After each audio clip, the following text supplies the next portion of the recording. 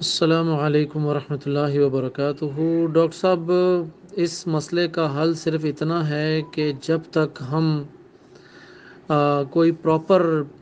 Pay scale نہیں بناتے، جس طرح سرکاری اداروں میں اسکیلز بنے ہوئے ہیں نا، گریڈز بنے ہوئے ہیں، تنخواہ، بیسک سیلری اور کچھ فیسلٹیز ہیں، کچھ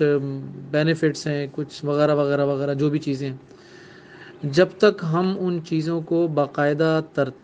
منظم انداز میں نہیں اپنائیں گے، یہ سلسلہ اسی طرح جاری رہے گا۔ معذرت کے ساتھ اس میں ہمارے بہت سارے مدارس کے جو زعماء ہیں، مدیرون حضرات، چونکہ مجھ سے کسی نے کہا تھا کہ جی مدراء جو ہے وہ صحیح لفظ نہیں ہے، تو میں تو چونکہ طالب علم ہوں اس لیے، اور لغت میں بہرحال وہ تقلید کر لیا کرتا ہوں، تو ہمارے بہت سارے مدارس کے جو مدیر حضرات ہیں وہ بھی اس معذرت کے ساتھ ناروا رویے میں ان کا بھی برابر کا حصہ ہے۔ میں مختلف مدارس کے اساتذہ کے ساتھ جتنا میرا تعلق رہتا ہے اپنی حد تک، میں یقین کریں کہ بس اوقات یہ ان سے پوچھنے کی جرت کر لیتا ہوں آپ کی تنخواہ کتنی ہے۔ جب میں تنخواہ پوچھتا ہوں تو مجھے بعد میں شرمندگی ہوتی ہے کہ میں نے پوچھی کیوں تنخواہ، کاش کہ نہ پوچھتا میں تنخواہ۔ شیخ، سوچنے کی ضرورت ہے کہ ہمارا ایک استاد آپ نے ایک مدرسے میں پڑھاتا ہے، پھر ٹیوشن پڑھاتا ہے، پھر سائیکل پر موٹر سائیکل پر ایک اور جگہ ٹیوشن پڑھاتا ہے، شام کی کوچنگ پڑھاتا ہے، جمعے کے پیسے لیتا ہے وغیرہ وغیرہ، کتنی اسٹرگلز کرنے کے بعد وہ کچھ کرنے اپنے فیملی کے لیے کچھ لینے میں کامیاب ہوتا ہے، اور اس کے اگینسٹ ہم جو سروسز لینے والے ہوتے ہیں وہ ہم سمجھتے ہیں کہ یہ والنٹیرین اگر کام کر لیں تو بہت بڑی زبردست بات ہے۔ خضر حیات بھائی نے اسی حوالے سے کچھ عرصہ پہلے بات کی تھی، تو کچھ مختلف جوانب سے جو ان پر سنگ باری ہوئی تھی، اس کے بعد ہمت ہی نہیں ہوئی کوئی بات کرنے کی، ایکسٹرا آرڈنری سینسٹیوٹی پائی جاتی ہے اس میں، یعنی اتنا حساس ہونے کی اس میں ضرورت نہیں ہے۔ ڈاکٹر صاحب، اس میں میں اور آپ سب شریک ہیں اس معاملے میں،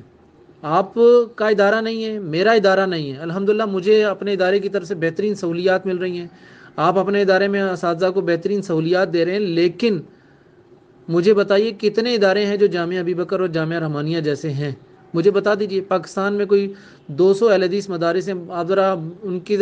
اس حوالے سے ایک سروے کروا لیجئے، واللہ باللہ تاللہ مجھے آپ نے کبھی قسمیں کھاتے ہوئے نہیں دیکھا ہوگا، 14 طبق روشن ہو جائیں گے اگر اساتذہ کی تنخواہوں والا معاملہ اٹھا لیا جائے صرف۔ تو بہرحال جی، اس میں یہ نہیں کہتا ہوں حاشا وکلا، اس کا مدیر حضرات یا محتمم حضرات کو مطعون کرنا مراد نہیں ہے، ان کے سامنے اپنے الگ سے مسائل ہیں، ٹھیک ہے، مالی مشکلات دن بدن ڈے بائی ڈے جس طرح بڑھ رہی ہیں، محتمم حضرات کے لیے بسا اوقات تنخواہیں پوری جو ہوتی ہیں وہی تنخواہیں پوری نہیں ہوتی،